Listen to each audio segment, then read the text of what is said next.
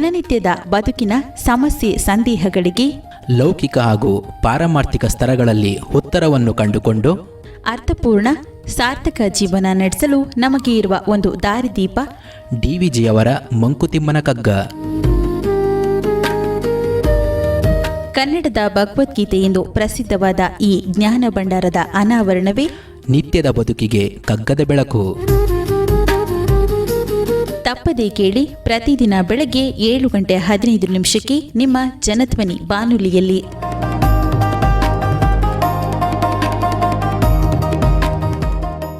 ಆತ್ಮೀಯ ಶ್ರೋತೃಗಳಿಗೆ ನಮಸ್ಕಾರ, ಸುಪ್ರಭಾತ. ಡಿವಿಜಿರವರ ಮಂಕುತಿಮ್ಮನ ಕಗ್ಗದ ಅಧ್ಯಯನ ನಿತ್ಯದ ಬದುಕಿಗೆ ಕಗ್ಗದ ಬೆಳಕು, ಈ ಕಾರ್ಯಕ್ರಮವನ್ನು ಇವತ್ತು ಮುಂದುವರ್ಸೋಣ. ಜ್ಞೇಯದ ದ್ವೀಪಕ್ಕೆ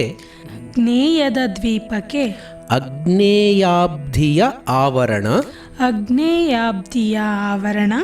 ಕಾಯಕದ ಗಿರಿಗೆ ಮಾನಸದ ಅಭ್ರಪಟಲ ಮೇಯವನು ಬಗೆದೇನ್ ಅಮೇಯ ಸುತ್ತಲುಂ ಇರಲು ಮಾಯೆಯೀ ಮಿಶ್ರಣವೋ ಮಂಕುತಿಮ್ಮ.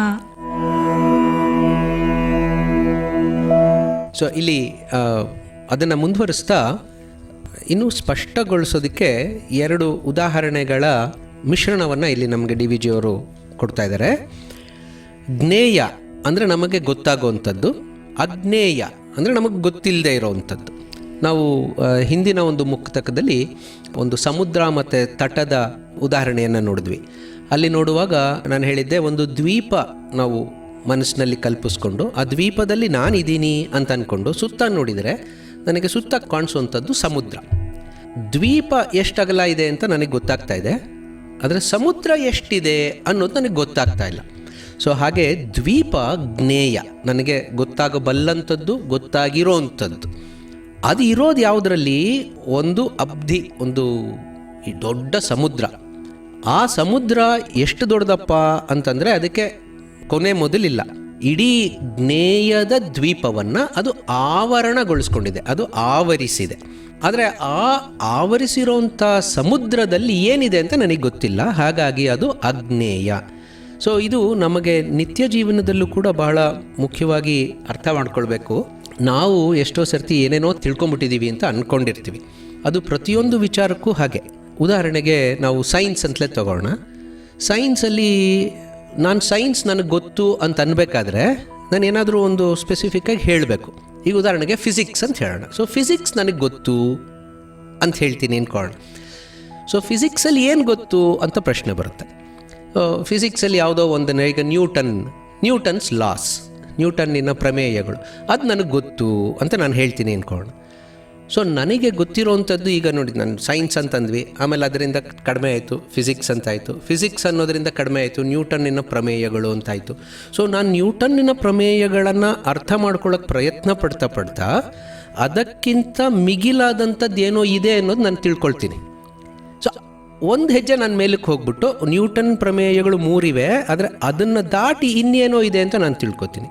ಆ ಇನ್ನೇನೋ ತಿಳ್ಕೊಂಡ ನಂತರ ಏನಾಗುತ್ತೆ, ಇನ್ನೊಂದು ಸ್ವಲ್ಪ ಇದೆಯಲ್ಲ ಅಂತ ನನಗೆ ಗೊತ್ತಾಗುತ್ತೆ. ಆಮೇಲೆ ಇನ್ನೊಂದು ಸ್ವಲ್ಪ ಇದೆಯಲ್ಲ, ಆಮೇಲೆ ಇನ್ನೊಂದು. ಸೊ ಹಾಗೆ ನಾವು ನೋಡ್ತಾ ಹೋದರೆ ಯಾವುದಕ್ಕೂ ಒಂದು ಅಂತ್ಯನೇ ಇಲ್ಲ. ಸೊ ನಾವು 4ನೇ ಕ್ಲಾಸಲ್ಲೋ 5ನೇ ಕ್ಲಾಸಲ್ಲೋ ಬಹುಶಃ ಫಿಸಿಕ್ಸ್ ಅನ್ನೋದನ್ನು ಒಂದು ಕಲಿತೀವಿ ಅಂತ ಅಂದ್ಕೊಳ್ಳೋಣ. ಅದರ ಮುಂದುವರೆದ ಭಾಗವನ್ನು ಮುಂದಿನ ವರ್ಷ ಕಲಿತೀವಿ, ಅದಾದಮೇಲೆ ಮುಂದಿನ ವರ್ಷ ಕಲಿತೀವಿ, ಅದಾದಮೇಲೆ ಮುಂದಿನ ವರ್ಷ. ಆದರೆ ನಾವು 8ನೇ ಕ್ಲಾಸ್ ಮಗುವನ್ನು ಹೋಗಿ ಕೇಳಿದಾಗ, ನಿನಗೆ ನ್ಯೂಟನ್ಸ್ ಲಾ ಗೊತ್ತೇನಪ್ಪ ಅಂತ ಕೇಳಿದಾಗ ಕಾನ್ಫಿಡೆಂಟಾಗಿ ಮಗು ಹೇಳುತ್ತೆ, ನನಗೆ ಗೊತ್ತು, ನಾನು ಪಾಠ ಕಲಿತ್ಬಿಟ್ಟಿದ್ದೀನಿ, 3 ಲಾಗಳಿದೆ, 3 ಪ್ರಮೇಯಗಳಿವೆ, ಅದು ಕಾನ್ಫಿಡೆಂಟಾಗಿ ಹೇಳುತ್ತೆ. ಆ ಮಟ್ಟಕ್ಕೆ ಅದಕ್ಕೆ ಸರಿ. ಆ 8ನೇ ಕ್ಲಾಸಿನ ಮಗು ಎಷ್ಟು ತಿಳ್ಕೋಬೇಕೋ ಅಷ್ಟು ಅದು ತಿಳ್ಕೊಂಡಿದೆ, ಹಾಗಾಗಿ ಅದು ಜ್ಞೇಯ. ಆದರೆ ಅದೇ ಸರ್ವಸ್ವವ ಅಂತಂದರೆ ಅಲ್ಲ. 9ನೇ ಕ್ಲಾಸ್ಗೆ ಹೋಗೋ ಹೊತ್ತಿಗೆ ನಾನು 8ನೇ ಕ್ಲಾಸಲ್ಲಿ ತಿಳ್ಕೊಂಡಿದ್ದೇನು ತುಂಬ ಚಿಕ್ಕ ಅಂಶ, ಅದಕ್ಕಿಂತ ದೊಡ್ಡದಿದೆ ಅಂತ ಗೊತ್ತಾಗುತ್ತೆ. ತಿರ್ಗಿ 10ನೇ ಕ್ಲಾಸ್ಗೆ ಹೋದಾಗ ಇನ್ನೊಂಚೂರು ಗೊತ್ತಾಗುತ್ತೆ. ಸೊ ಹಾಗೆ ನಮ್ಮ ಪರಿಧಿಗಳನ್ನು ನಾವು ವಿಸ್ತರಿಸ್ತಾ ಹೋದಾಗ ನಮ್ಮ ಜ್ಞೇಯದ ದ್ವೀಪ ದೊಡ್ಡದಾಗ್ತಾ ಹೋಗುತ್ತೆ. ಆದರೆ ಅದು ಎಷ್ಟೇ ವಿಸ್ತೀರ್ಣಗೊಂಡರೂ ಸಹ ಅಜ್ಞೇಯ, ನಮಗೆ ಗೊತ್ತಿಲ್ಲದೆ ಇರೋವಂಥ ಸಮುದ್ರದಷ್ಟು ದೊಡ್ಡದಾಗೋದಕ್ಕೆ ಅದು ಸಾಧ್ಯ ಆಗೋದಿಲ್ಲ. ಸೊ ಅದರಲ್ಲಿ ಒಂದು ಮಿತಿ ಇರುತ್ತೆ, ನಮಗೆ ಗೊತ್ತಾಗಬಹುದಾದಂಥದ್ರಲ್ಲಿ ಮಿತಿ ಇರುತ್ತೆ. ಆ ಮಿತಿಯನ್ನು ದಾಟಿದ ಒಂದು ವಸ್ತು ಇದೆ, ಒಂದು ಶಕ್ತಿ ಇದೆ ಅನ್ನುವಂಥ ಪರಿಕಲ್ಪನೆಯನ್ನು ನಾವು ಮರಿಬಾರ್ದು. ಹಾಗೆ ಶರೀರ, ನಮ್ಮ ಶರೀರ ಏನೇನೋ ಕೆಲಸಗಳು ಮಾಡ್ತವೆ, ನಮ್ಮ ಶರೀರವನ್ನು ಉಪಯೋಗಿಸಿ ನಾವು ಏನೇನೋ ಕೆಲಸಗಳನ್ನು ಮಾಡ್ತೀವಿ. ಅದು ಒಂದು ಬೆಟ್ಟದಷ್ಟು ಕೆಲಸ ಮಾಡಿದೆ ನಾನು ಅಂತ ಅನ್ಕೊಳ್ಳೋಣ. ಇದಕ್ಕಿಂತ ಜಾಸ್ತಿ ನಾನು ಕೆಲಸವನ್ನು ಮಾಡಬಲ್ಲೆನಾ ಅನ್ನೋದು ನನಗೆ ಗೊತ್ತಿರಲ್ಲ.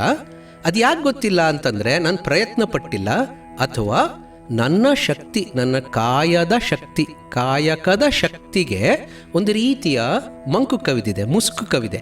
ಅದು ಯಾವುದ್ರದ್ದು? ಮನಸ್ಸಿನ ಅಭ್ರಪಟಲ, ಮೋಡ ಕವಿದೋಗ್ಬಿಟ್ಟಿದೆ. ನನ್ನ ಮನಸ್ಸು ಏನು ಮಾಡುತ್ತೆ, ಎಷ್ಟೋ ಸರ್ತಿ ತಾನು ಡಿಸಿಷನ್ ತೊಗೊಂಡ್ಬಿಡುತ್ತೆ, ಇದು ನನ್ನ ಕೈಲಾಗಲ್ಲ. ಮಾಡಬೇಕಾಗಿರೋದು ಮನಸ್ಸಲ್ಲ, ಶರೀರ. ಆದರೆ ಮನಸ್ಸೇನು ಹೇಳುತ್ತೆ, ಇದು ನಿನ್ನ ಕೈಲಾಗಲ್ಲ ಅನ್ನೋಂಥ ಮುಸುಕನ್ನು ಶರೀರಕ್ಕೆ ತುಂಬಿಬಿಡುತ್ತಂತೆ. ಸೊ ಆವಾಗ ನಮ್ಮ ಕೈಲಿ ಆಗುತ್ತಾ ಇಲ್ವಾ ಅನ್ನೋ ಪ್ರಯತ್ನವನ್ನು ಕೂಡ ನಾವು ಮಾಡಲ್ಲ, ಹಾಗೆ ಕೂತ್ಕೊಂಡ್ಬಿಡ್ತೀವಿ. ಪರೀಕ್ಷೆಯಲ್ಲಿ ಪಾಸಾಗೋ ಸಣ್ಣ ವಿಷಯದಿಂದ ಹಿಡಿದು ಬೇರೆ ಏನೋ ದೊಡ್ಡ ದೊಡ್ಡ ಜೀವನದಲ್ಲಿ ಸಾಧಿಸಬೇಕಾದಂಥ ಅದೆಷ್ಟೋ ವಿಷಯಗಳವರೆಗೆ ನಮ್ಮ ಶರೀರದ ಶಕ್ತಿಯ ಮಿತಿಗಳನ್ನು ನಾವು ಆ್ಯಕ್ಚುಲಿ ರೀಚೇ ಮಾಡಲ್ಲ. ಯಾಕೆ? ಮನಸ್ಸು ಹೇಳ್ಬಿಡುತ್ತೆ, ನಿನಗಿಷ್ಟೇ ಸಾಕು, ಅಯ್ಯೋ ಅದಾಗದೆ ಹೋದರೆ ಏನು ಗತಿ. ಸೊ ಹಾಗೆ ಆ ಒಂದು ಮುಸುಕು ನಮ್ಮ ಶರೀರದ ಶಕ್ತಿಯನ್ನು ಮುಚ್ಚಿ ಹಾಕಿರೋದ್ರಿಂದ ಆ ಗಿರಿ, ಆ ಒಂದು ಬೆಟ್ಟ, ನಮ್ಮ ಶಕ್ತಿಯ ಬೆಟ್ಟ ನಮಗೆ ಕಾಣಿಸ್ತಾನೇ ಇಲ್ಲ. ಸೊ ಅದು ಯಾವ ರೀತಿಯಲ್ಲಿ ನಮಗೆ ಒಂದು ಇದನ್ನು ಸೃಷ್ಟಿ ಮಾಡ್ತಾ ಇದೆ, ಒಂದು ಪರಿಕಲ್ಪನೆಯನ್ನು ಸೃಷ್ಟಿ ಮಾಡ್ತಾ ಇದೆ ಅಂತಂದರೆ, ನನಗೆ ತಿಳಿದಿರೋದೇ ಸತ್ಯ ಅಂತ ನಾನು ಮೊದಲು ಅಂದ್ಕೊಳ್ತಾ ಬರ್ತೀನಿ. ಜ್ಞೇಯ, ಆ ದ್ವೀಪದಲ್ಲೇ ನನ್ನನ್ನು ನಾನು ತುಂಬಿಸ್ಕೊಳ್ತಾ ಬರ್ತೀನಿ. ಹೊರಗಡೆ ಏನೋ ಇದೆ ಅಂತ ನಾನು ತಿಳ್ಕೊಳ್ಳೋ ಪ್ರಯತ್ನವನ್ನೇ ಮಾಡಲ್ಲ. ಹಾಗೆ ನನ್ನ ಶಕ್ತಿಯ ಮಿತಿಗಳನ್ನು ನಾನು ಅರ್ಥ ಮಾಡ್ಕೊಳ್ಳೋದಕ್ಕೆ ಪ್ರಯತ್ನ ಪಡಲ್ಲ. ಯಾಕೆ? ನನ್ನ ಮನಸ್ಸಿನಲ್ಲಿ ಒಂದು ರೀತಿಯ ಮಂಕು, ಒಂದು ರೀತಿಯ ಮುಸುಕು ಕವಿದು ಹೋಗ್ಬಿಟ್ಟಿದೆ. ಅದನ್ನು ದಾಟಿದಾಗ ಬೆಳಕು, ಪ್ರಭೆ ನಮಗೆ ಕಾಣಿಸುತ್ತೆ. ಅದನ್ನು ದಾಟಿದಾಗ ಇದಕ್ಕಿಂತ ದೊಡ್ಡ ವಿಷಯ ಇದೆಯಲ್ಲಪ್ಪ ಅಂತ ನಮಗೆ ಗೊತ್ತಾಗುತ್ತೆ. ಆದರೆ ದುರದೃಷ್ಟವಶಾತ್ ನಾವೇನು ಮಾಡ್ತೀವಿ, ಮೇಯವನ್ನು ಬಗೆಯುತ್ತಾ ಇರ್ತೀವಿ. ಯಾವುದು ನಾನು ತಿಳ್ಕೊಳ್ಬಲ್ಲೆನೋ ಅದರಲ್ಲೇ ನಾನು ಮುಳುಗೋಗಿರ್ತೀನಿ. ಅದೇ ದಾರಿನಲ್ಲೇ ನಾನು ತಪ್ಪು ದಾರಿನಲ್ಲಿ ಹೋಗ್ತಾ ಅಗಾಧವಾದಂಥ ನನ್ನದೇ ಶಕ್ತಿ ಆಗ್ಬೋದು ಅಥವಾ ಈ ವಿಶ್ವದ ಶಕ್ತಿಯನ್ನಾಗ್ಬೋದು ನಾನು ನೋಡೋದಕ್ಕೆ ಪ್ರಯತ್ನವನ್ನು ಕೂಡ ನಾನು ಮಾಡೋದಿಲ್ಲ. ಸುತ್ತಲೂ ಇದೆ, ಆದರೆ ಅದು ನನ್ನ ಕಣ್ಣಿಗೆ ಗೋಚರ ಆಗ್ತಾ ಇಲ್ಲ, ನನ್ನ ಶಕ್ತಿಗೆ ಅದು ತಿಳಿತಾ ಇಲ್ಲ. ಈಗ ಸಪೋಸಿಂಗ್ ಒಂದು ಕಟಾವು ಮಾಡಿದ್ದೀವಿ, ಎಲ್ಲ ಮೆದೆ ಎಲ್ಲ ಅಲ್ಲಿ ಹಾಕಿದ್ದೀವಿ, ಹಸು ಬಂದ್ಬಿಡ್ತಪ್ಪ, ನುಗ್ಗಿಬಿಡ್ತು.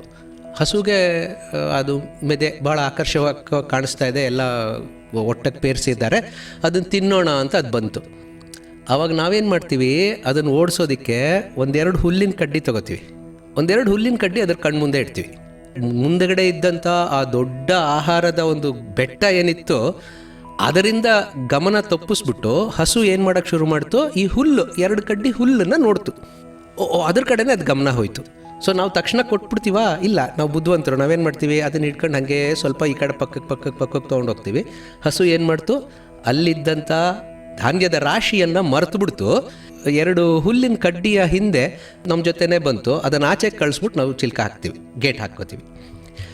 ಏನಾಯಿತು, ಮೇಯ ಹತ್ತಿರದಲ್ಲಿ ಕಾಣಿಸ್ತಾ ಇರೋವಂಥ ವಸ್ತುವನ್ನು ನಾವು ನೋಡ್ತಾ ಅಮೇಯವಾದಂಥ, ಅದ್ಭುತವಾದಂಥ, ಅಪಾರವಾದಂಥ ಒಂದು ಶಕ್ತಿ ಏನಿದೆಯೋ ಅದರ ಕಡೆ ನಮಗೆ ಗಮನ ಹೋಗ್ತಾ ಇಲ್ಲ. ಅದು ಯಾಕೆ ಹಾಗಾಗ್ತಿದೆ ಅಂದರೆ ಇವೆರಡರ ಮಿಶ್ರಣ. ಏಕಕಾಲಕ್ಕೆ ಹಸುಗೆ ಎರಡೂ ಕಾಣಿಸ್ತಾ ಇದೆ, ಇದು ಹತ್ತಿರದಲ್ಲಿದೆ, ಅದು ದೂರದಲ್ಲಿದೆ. ಸೊ ಹತ್ತಿರದ್ದು ನಾನು ತೊಗೊಂಡ್ಬಿಡ್ತೀನಿ, ನನಗಿಷ್ಟು ಸಾಕು ಅನ್ನೋ ಒಂದು ಭ್ರಮೆಯಲ್ಲಿ ಅದು ಪಕ್ಕಕ್ಕೆ ಹೋಯ್ತಲ್ಲ. ಹಾಗೆ ನಾವು ಕೂಡ ಮೇಯವನ್ನು ಬಗೆಯತಾ ಅಮೇಯವನ್ನು ಮರಿತಾ ಇದ್ದೀವಿ. ಸೊ ಹಾಗಾಗದೆ ಈ ಮಿಶ್ರಣ ಇದೆ ಅನ್ನೋದನ್ನು ನಾವು ತಿಳ್ಕೊಂಡು ಈ ಮಾಯೆಯ ಶಕ್ತಿಗೆ, ಮಾಯೆಯ ಬಲೆಗೆ ನಾವು ಬೀಳೋದರಿಂದ ಜಾಗೃತರಾಗಿದ್ದರೆ ಆಗ ವಿಶ್ವವನ್ನು ನಡೆಸ್ತಾ ಇರೋವಂಥ ಆ ಶಕ್ತಿ ನಮಗೆ ಗೋಚರವಾಗುತ್ತೆ. ಅದರ ಜೊತೆ ನಮಗೆ ತಾದಾತ್ಮ್ಯತೆ ಬರೋದಕ್ಕೆ ಸಾಧ್ಯ ಆಗುತ್ತೆ.